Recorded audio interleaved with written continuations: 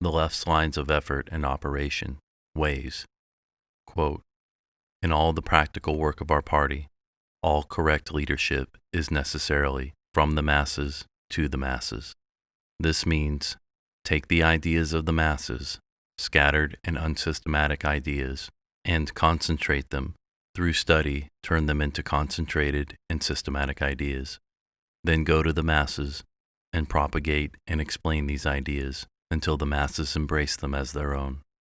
Hold fast to them and translate them into action, and test the correctness of these ideas in such action. Then once again concentrate ideas from the masses, and once again go to the masses, so that the ideas are persevered in and carried through, and so on, over and over again in an endless spiral, with the ideas becoming more correct, more vital, and richer each time.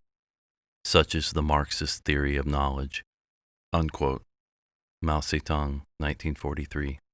It is through ways that political warfare executes lines of effort and lines of operation that bring the counterstate's mass line into play along 5 components: political, alliances, violence, international and cyber sanctuary, and non-violence. These 5 components can be remembered by the acronym PAVEN, and will be further explained in the context of the ways of the American left in this section. Lines of effort link multiple tasks and missions using the logic of purpose, cause and effect, to focus efforts toward establishing operational and strategic conditions. In operations involving many factors, lines of effort may be the only way to link tasks, effects, conditions, and the desired end state. Understanding the left's strategic design includes recognizing the interplay between political warfare's hard and soft approaches within its lines of effort. Disconnected lines of effort and factional groups can be coordinated through the use of shared services and support organizations that increase the intensity of the operation. The left employs common organizations in the infrastructure, grassroots, and network arenas to prevent duplication of effort and decrease operational cost. The level of capitalism and entrepreneurialism in the left's political machine is noteworthy and consistent with the historical trend of highly affluent leadership cadres. For example, each of the groups listed below is funded and/or affiliated with Democracy Alliance. Infrastructure, fundraising, Act Blue, data, Catalyst, community organizing and door knocking, USPRG and unions, opposition research, American Bridge 21st Century, media engagement, Media Matters for America, campaigns, Democracy Partners, grassroots, Progress Now, and 26 state affiliates, green, climate, environment groups, unions, crew, networks, Netroots Foundation et al., Citizen Engagement Lab, and nearly 3 dozen affiliates, Share Blue Media.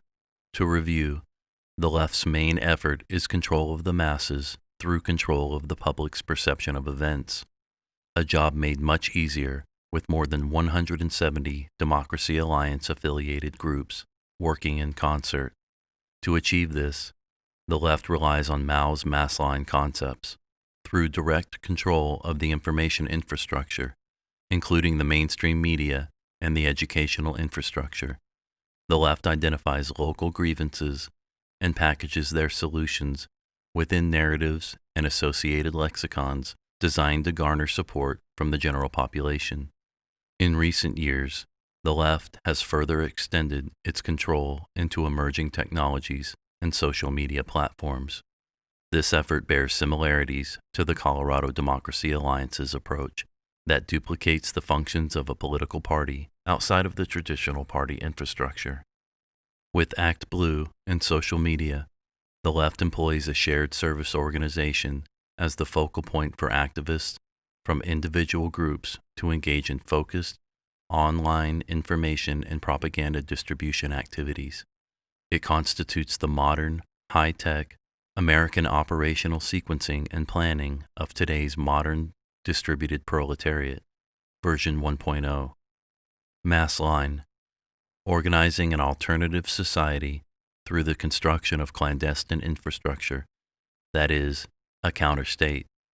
Local socio-economic grievances and aspirations are to be addressed by cadres, who then connect solutions to the party's political mechanism.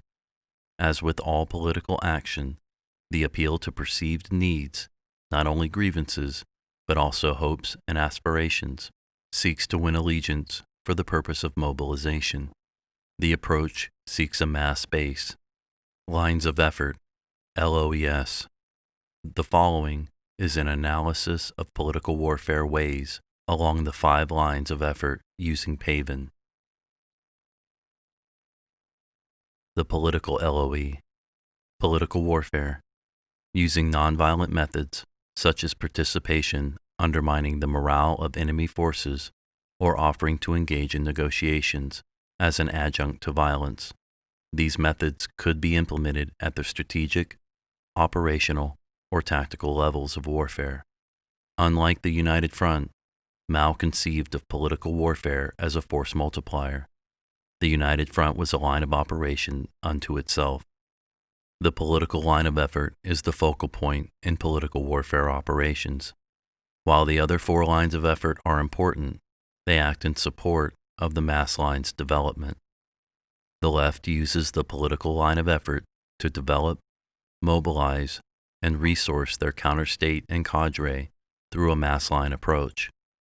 Mao considered the political line of effort, along with alliances, United Front, and violence, to be one of the 3 magic weapons of political warfare. It is through the creation of cohorts of active and passive participants at both the local and national levels that the left coalesces a counter-state, a subversive state within a state. Leftist political engagement meets the people where they are. Through gentle nudges over time, passive participants become active. At first, a target may only be asked to sign a petition or provide an email or mailing address. From that point, the subject becomes the recipient of sustained communications related to the issues of the originating petition. While an individual may not be politically active, that person, through the supporting consumption of mass market media, will become more susceptible to activist messaging and discontent. The overarching goal of this line of effort is the development and reinforcement of a mass line as it builds the counter-state within the state, complete with its own replacement legal, cultural, and social norms that operate in parallel with that of the host cultures. The left adopts a strategy that leverages their mass line to harness ever-increasing power over institutions, including corporations, the government, religion, and the media. It is through Mao's concept of political warfare that institutions are co-opted and authoritarian power is wielded. For this reason, there is an immediate need to understand what the media calls the deep state as the Maoist counter-state. This is what the American left signed on to when Marcuse adopted Duchesne's plan based on Mao's Long March strategy. As such, the left center of gravity is the mass line itself, along with the supporting lines of effort that radiate from it. The reason America's current toolbox of responses is perilous is because it accepts mass line concepts of America as the terms of engagement. When, for example, mainstream Americans are manipulated into responding to mass line narratives, from within those narratives, a dialectical paradox sets in, where the highly ideological thrust of the left's ambitions are made to sound normal, while mainstream defenses of America sound shrill, rigid, and even ideological. This is because they fail to recognize that they are responding in Pieper's pseudo-reality, or in Vogelin's grimoire-determined second reality, constructed for that purpose. The first, most deadly, existential defeat comes from not recognizing that first reality truths cannot be defended in the second.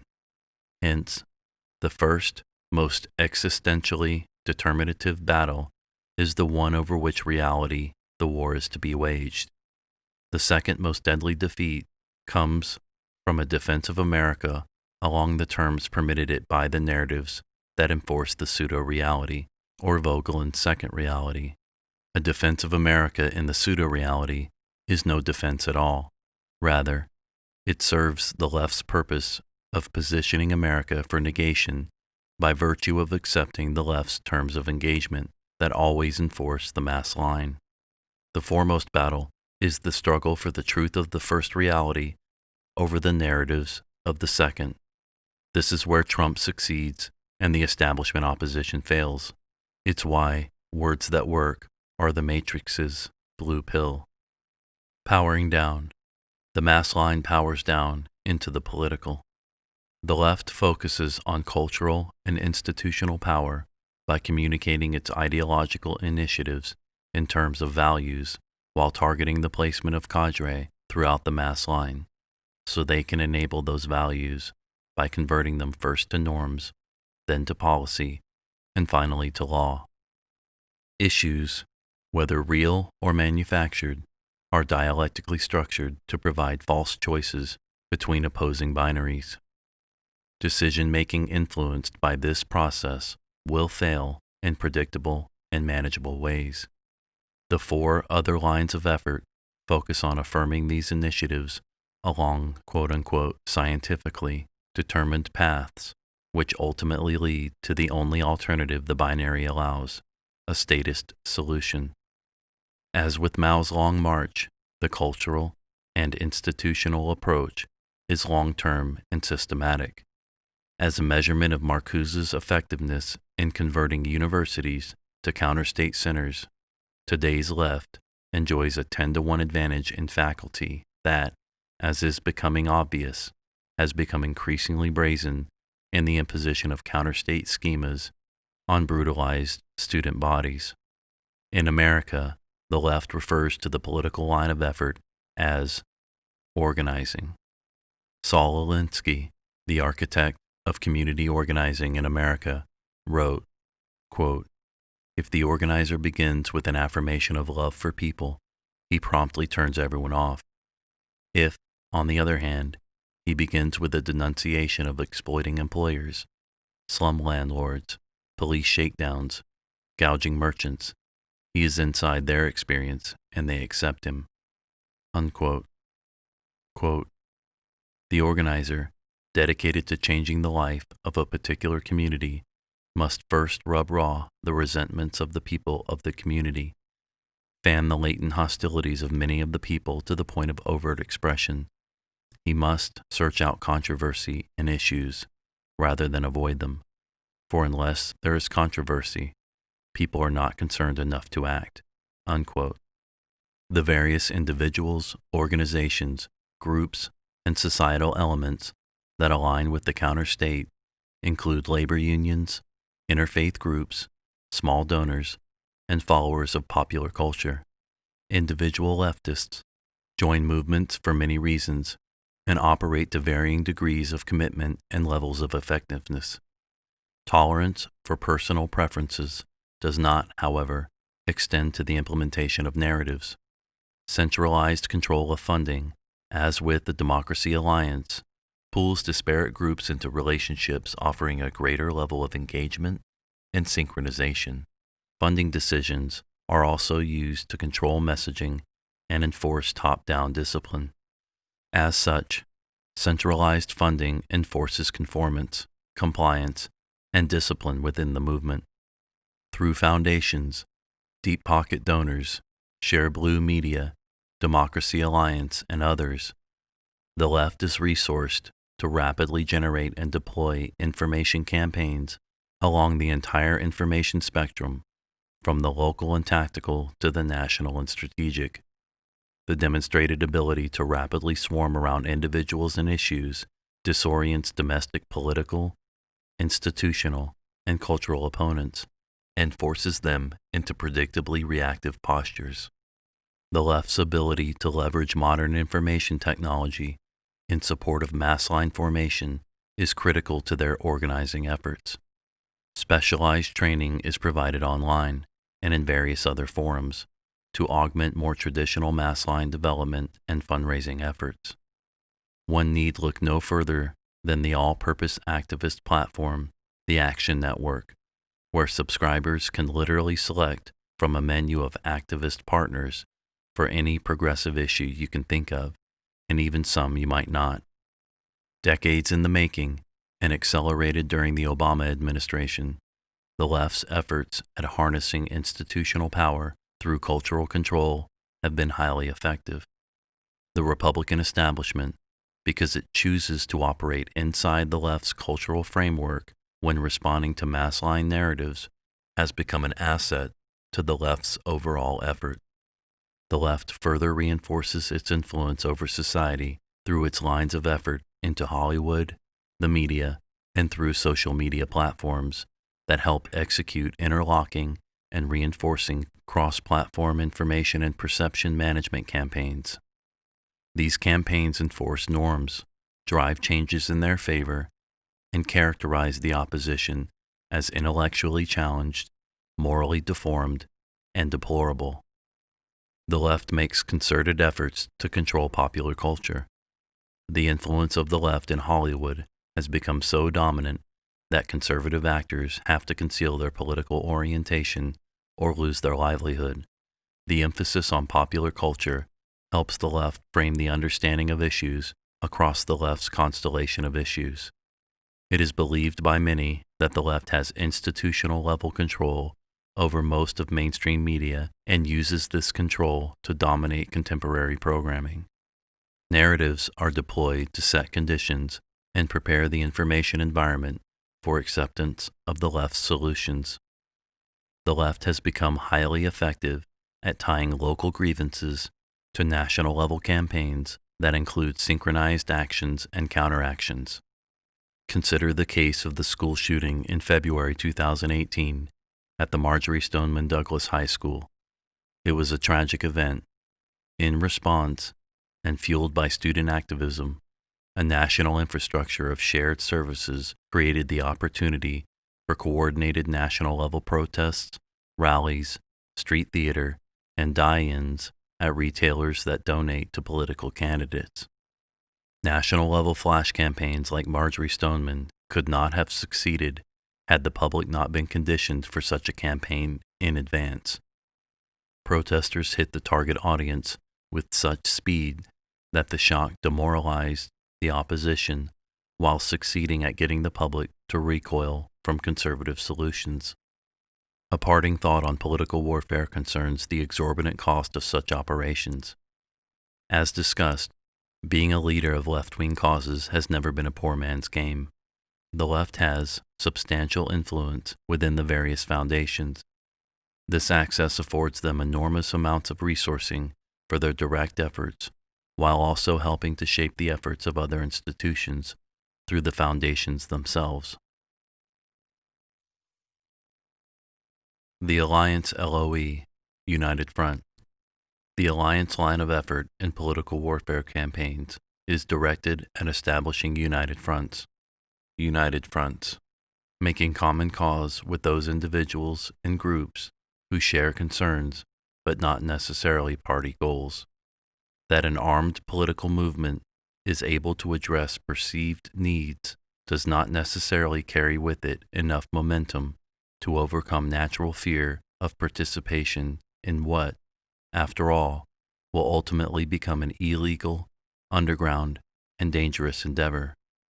Fellow traveler status, even if it is concealed by the organization concerned, offers an alternative route and may provide some benefits to the insurgency in the form of advancing legal, open organizations that swell the mass base. The Alliance line of effort focuses on the 1. Cultural and institutional expansion of the left through penetration of both political parties, 2.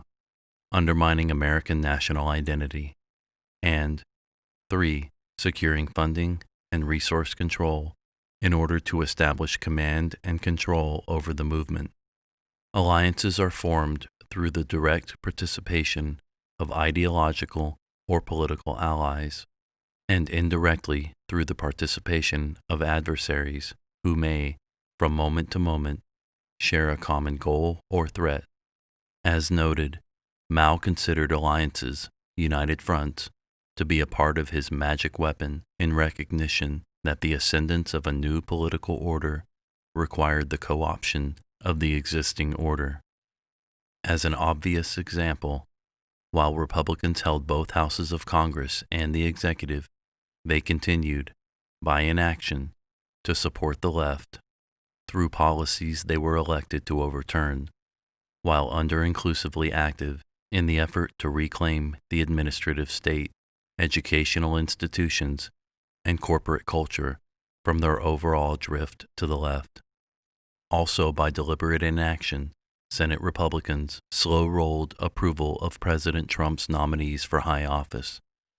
Most telling, the Republican Senate reverted to a tactic reserved for the most partisan of opposition when choosing to remain in session to ensure that Trump could not make recess appointments, knowing this cripples a sitting president from being able to properly exercise his Article II duties, preferring instead to leave the administrative state rudderless and in the hands of the opposition. Allies integrated into united fronts need not share in either the outcome or ideology, as the Colorado Democracy Alliance funders, the Round Table, demonstrated. Pat Stryker cared about dual language education in public schools. Tim Gill's issue was gay marriage. Jared Polis wanted money out of politics, and as a member of Congress, still refuses corporate contributions. These donors did not share a consistent set of issues, but they did share a common purpose and goal: control of a political apparatus for use in co-opting a political party in furtherance of a cultural teardown.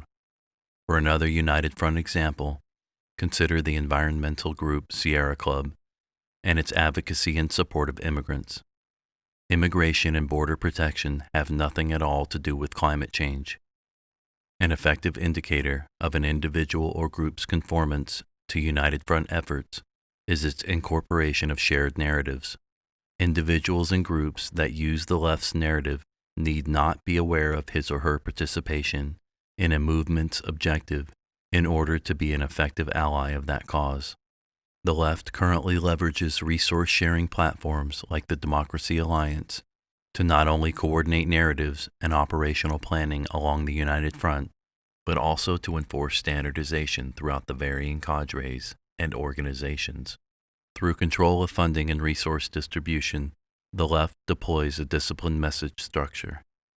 For example, since the early 2000s, 3 groups fashioned themselves into ALEC killers.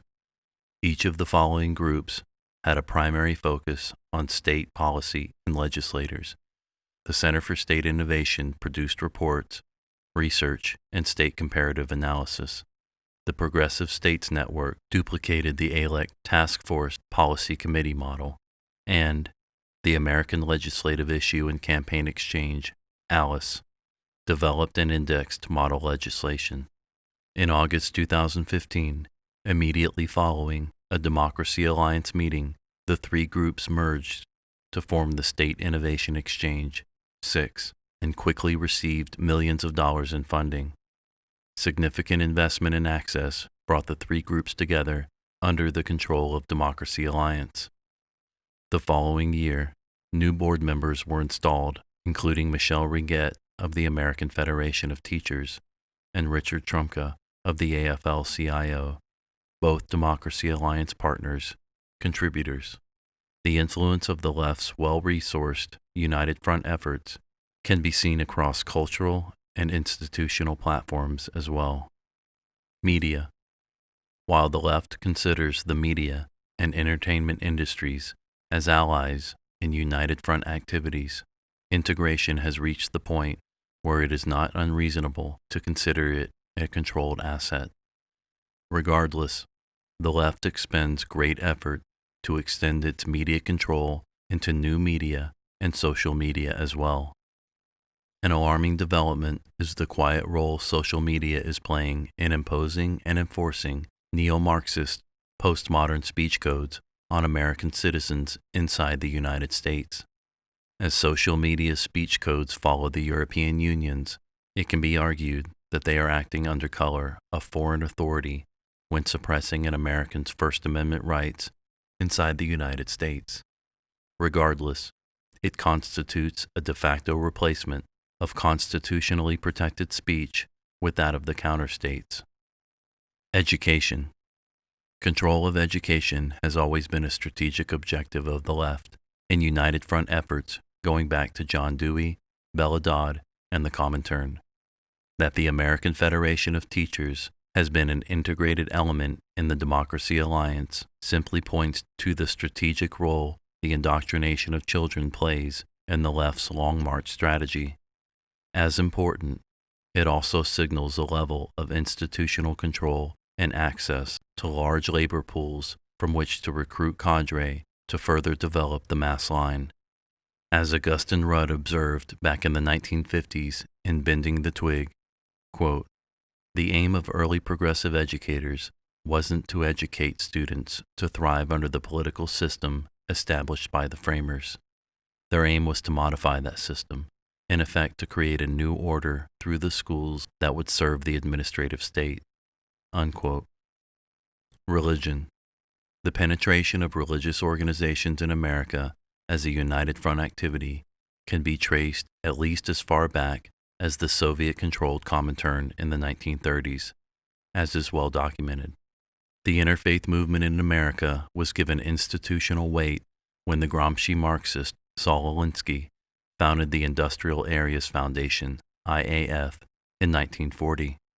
Religious institutions have been penetrated and compromised, in part owing to the left's ability to harness other dialectical activities already active in this area.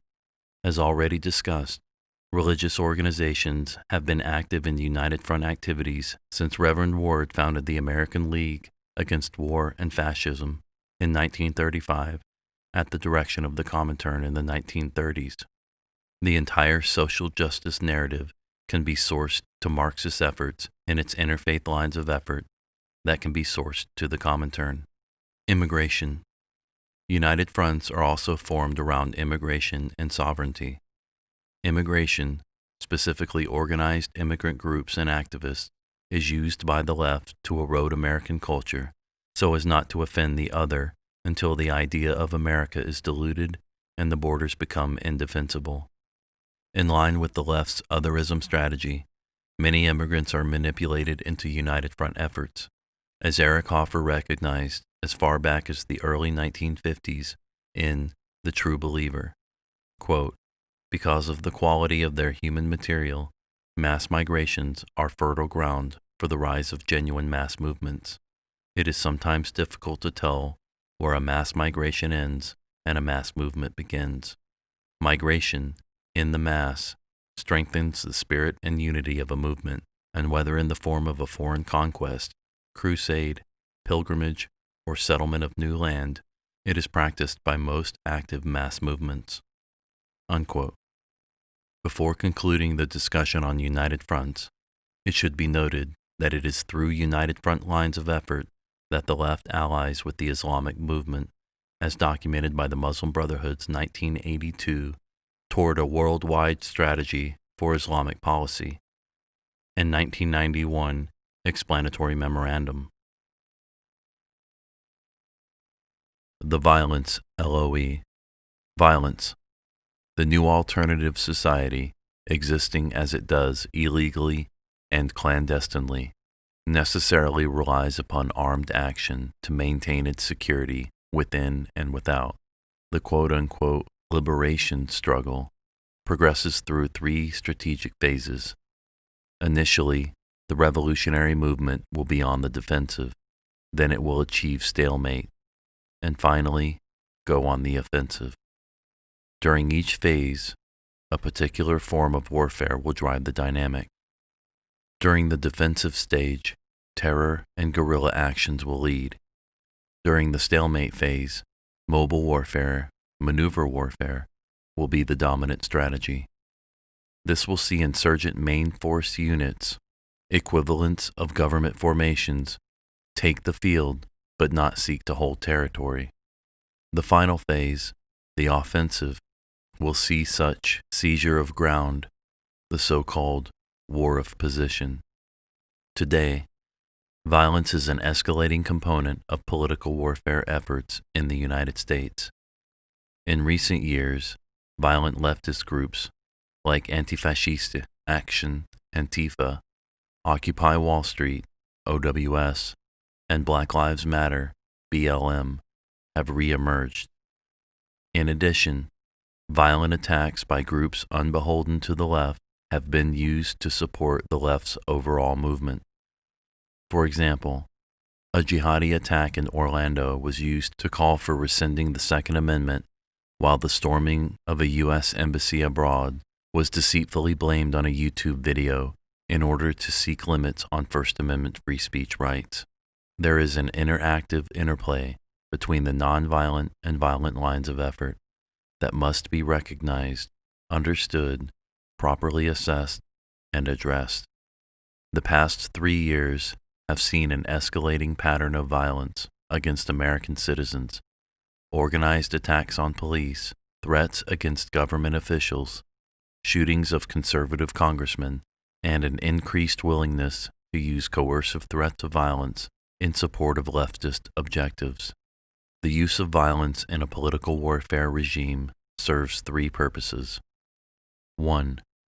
As a violent splinter in support of nonviolent lines of effort.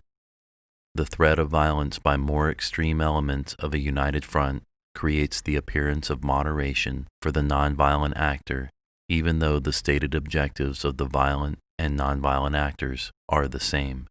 2. As intimidation. In tandem with supported narratives, the threat of violence is intended to frighten populations from forming an opposition. Internally, violence is used to tamp down dissent within the left's united front. 3. As threats of violence, followed by the application of violence, are used to reinforce narratives structured to establish behavioral frameworks and associated speech codes. Violence used in such lines of operation is the punishment in a punishment-reward strategy. For example, attacking students for wearing clothing that violates hate speech codes, like wearing the American flag.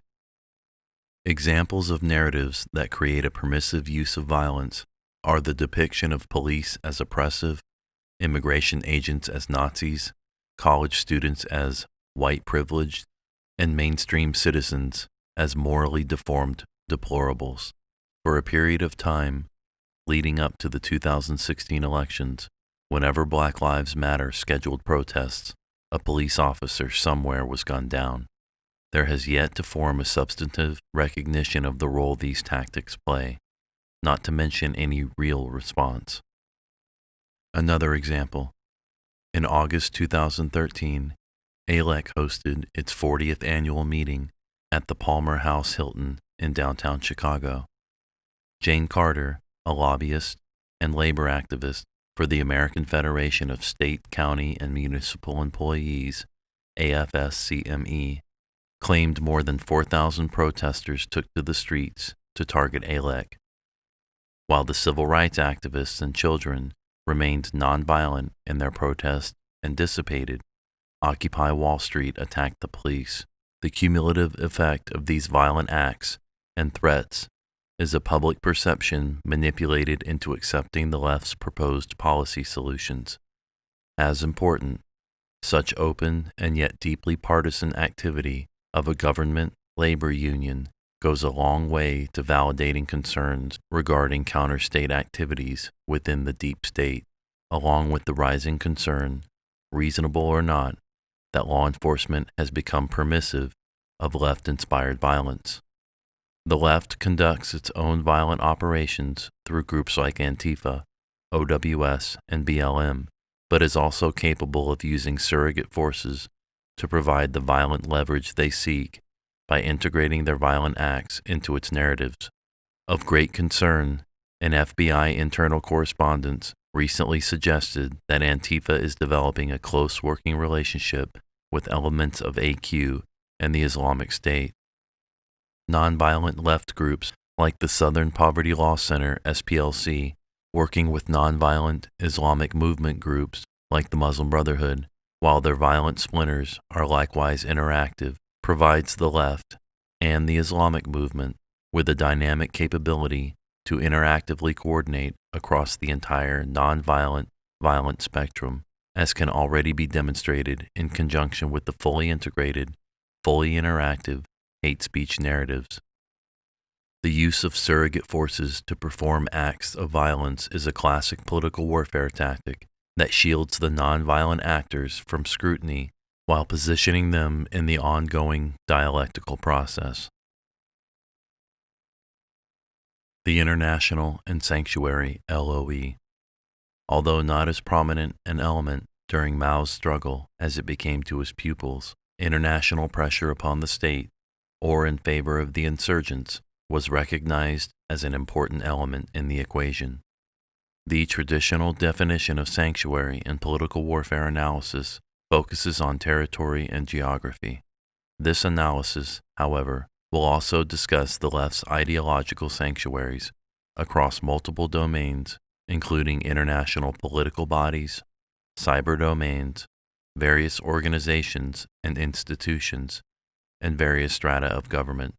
The left is able to find ideological and political sanctuary in most international forums, governing and economic bodies like the United Nations, Shanghai Cooperative, Organization of Security Cooperation Europe, OSCE, the European Union, EU, and, owing to alliances, the Organization of Islamic Cooperation, OIC. All favor the left insofar as they support the international order and otherist-related identity movements. The language of international forums is dominated by the otherism narratives of the left. The emergence of the cyber domain has created a new form of sanctuary that has fueled a tremendous rise in ideological recruitment and related activities. This new domain and its associated social media platforms, networking applications, and communications capabilities have demonstrated a capability to not only unite various disparate actors from around the world in a secure global communications network, but also to facilitate the formation of international networks of cadre that can support the resourcing, command, control, and communications of operations on a global scale. This is a capability that 19th century anarchists like Bakunin and Nikhaev could only dream of. Quote, imagine a secret organization which has scattered its members in small groups over the whole territory of the empire, but is nevertheless firmly united, inspired by a common ideal, an organization which acts everywhere according to a common plan. These small groups, unknown by anybody as such, have no officially recognized power, but they are strong in their ideal, which expresses the very essence of the people's instincts, desires, and demands. Unquote. Mikhail Bakunin, excerpt of Letter to Nikhaev, dated 2 June 1870. The dark web, cyber encryption, and digital social networks allow previously disconnected and disparate groups to collaborate in the mobilization, resourcing, funding, and execution of nonviolent and violent lines of effort. The left seemingly enjoys a dominant position among companies that provide the information infrastructure of the Internet. Under the rubric of self-regulation, they leverage their dominance to enforce international speech codes, advised by international forums that result in the suppression of competing political views, as well as the protected speech of individuals. The heavy-handed demand is clear. Accept the prior restraint our speech codes demand, or lose access to the grid. There is an increasingly obvious emphasis on suppressing conservative and populist voices. While a topic that will be developed as a separate analysis, the self-regulation model used by social media finds its origins in international forums. The effect on American citizens is that they are forced to forfeit their constitutional rights in favor of internationally arbitrated speech codes. There are indicators that Marcuse's Long March strategy of securing university campuses as a sanctuary for the left has succeeded, and wildly so. Today, parents of college students routinely express shocked concern over their freshman children returning for Christmas break, fully indoctrinated and alienated from the values they were raised with. Mainstream thought is being purged from the campuses through coercive political indoctrination campaigns in the form of otherist narratives. It is a pure, off-Havender culture culling, directed at unprotected young adults. The National Association of Scholars reports that 40% of the top liberal arts schools in the country have no conservative professors. At SUNY Albany last year, the speakers list was 32-1 in favor of the left. There are other sanctuaries that conform to Maoist concepts that likewise constitute a natural progression from Marcuse's strategy to radiate a mass-line cadre out from university campuses that need to be assessed. They include the national media.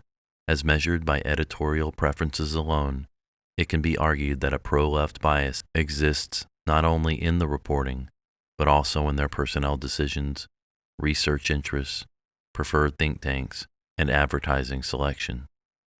From a political warfare perspective, the objective is to co-opt the media for narrative deployment and cultural shaping.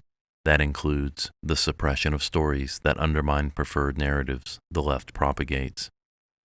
The deep state has become a popular way to express concern over how the unelected elements of our government conduct themselves when engaging in activities that run contrary to America's governing principles.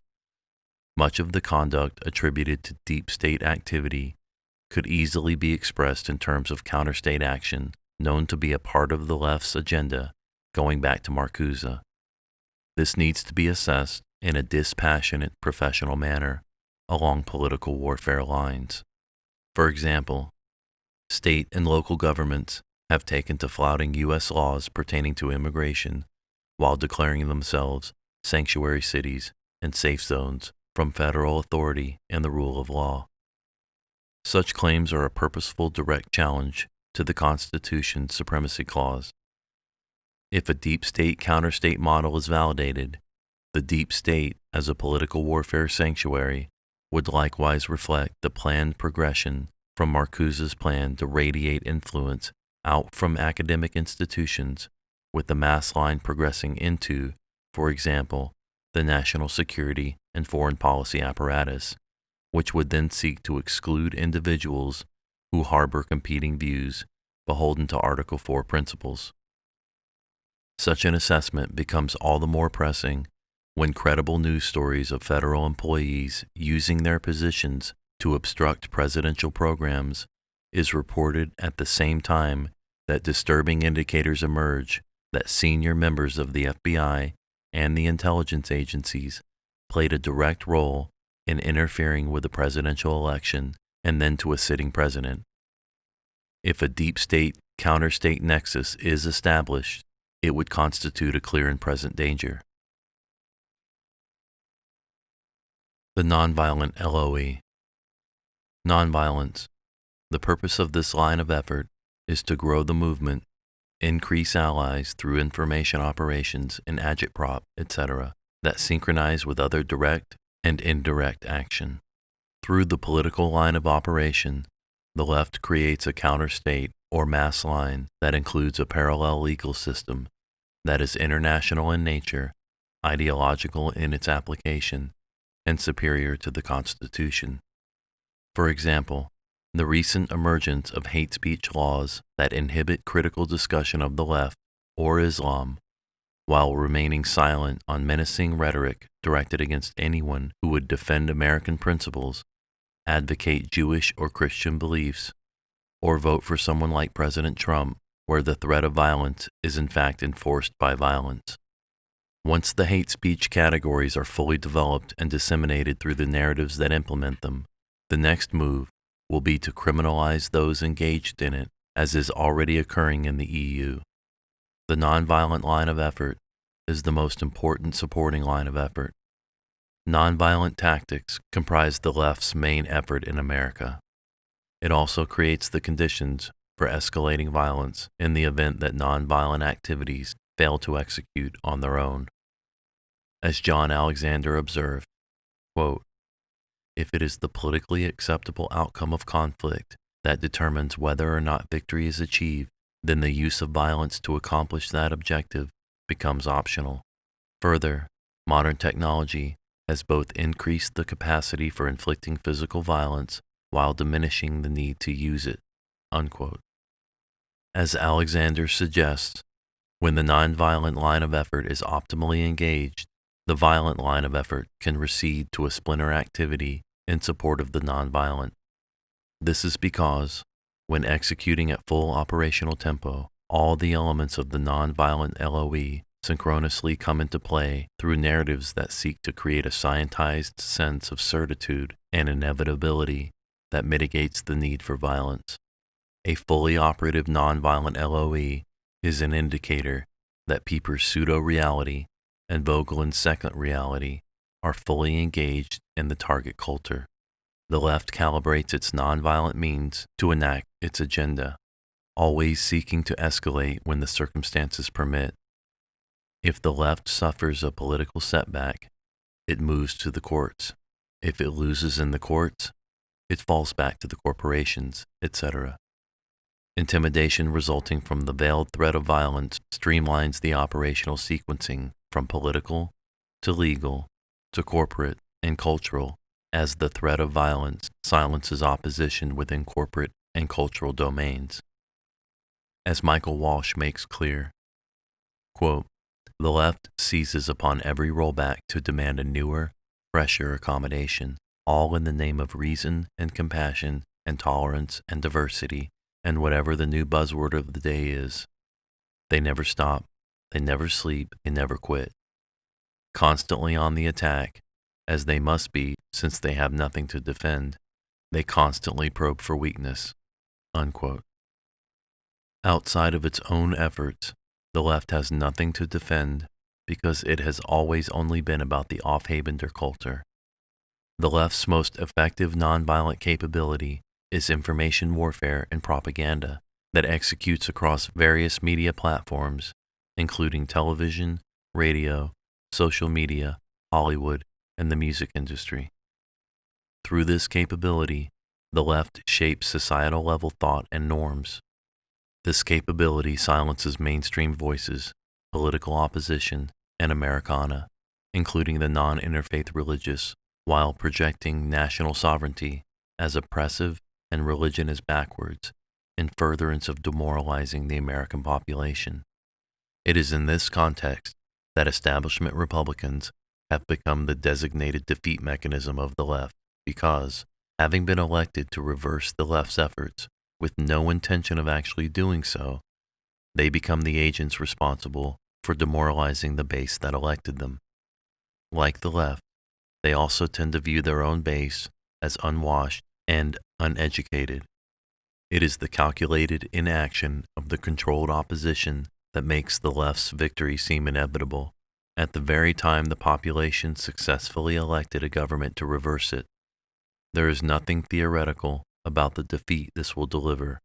The result is a population that is positioned into accepting the two alternatives the left has scripted, either to fast-track the left's agenda by voting Democratic or to maintain the current slower drift to the left by voting for the controlled opposition. This is similar to the process Gregory Bateson described in his OSS memo in 1945. Quote, "Weapons are powerless against the peaceful methods of war.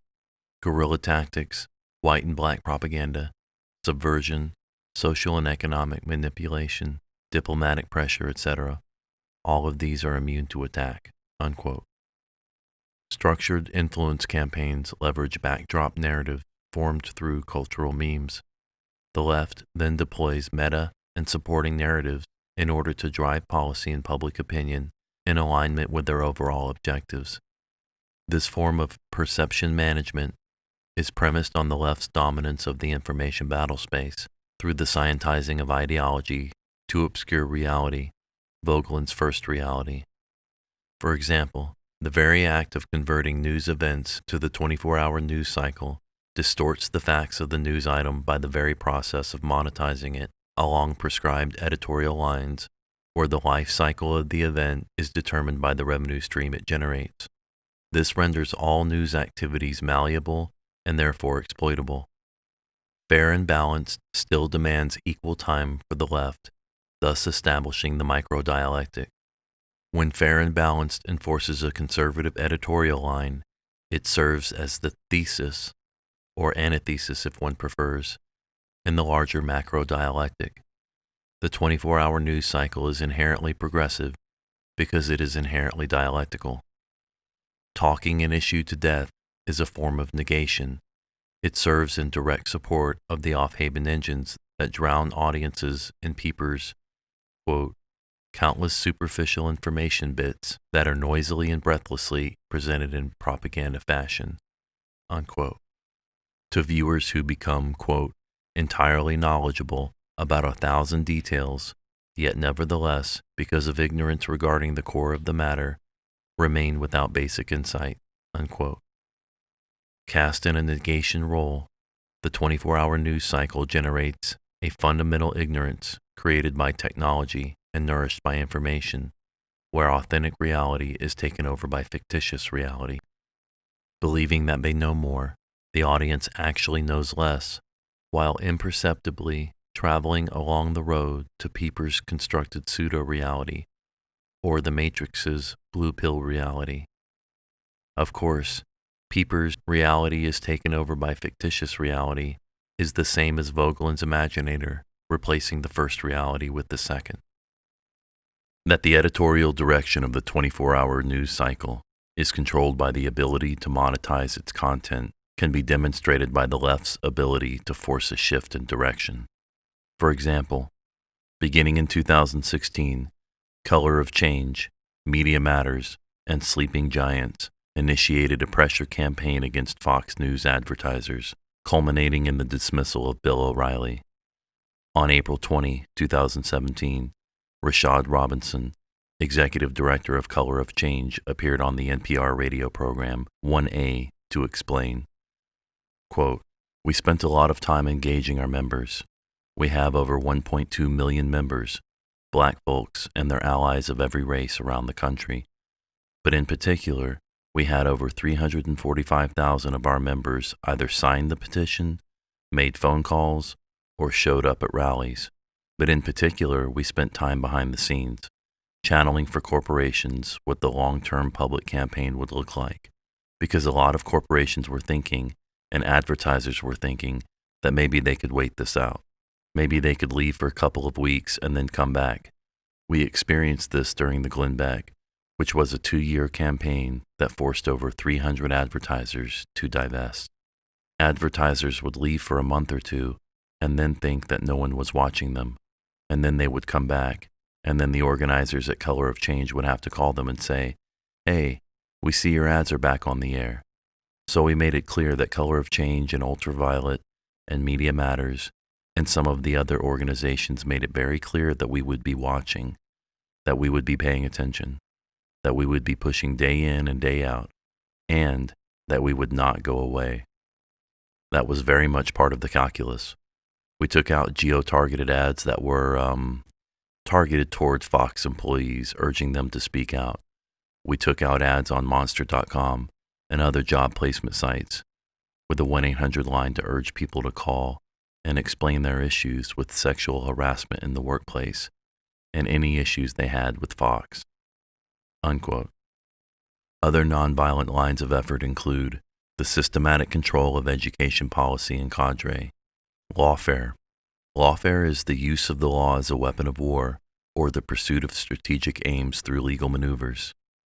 It includes the deployment of lawsuits, regulations, compliance systems, and other forms of legal abuses in order to drive policy prescriptions, threaten the opposition in furtherance of enforcing counter-state compliance.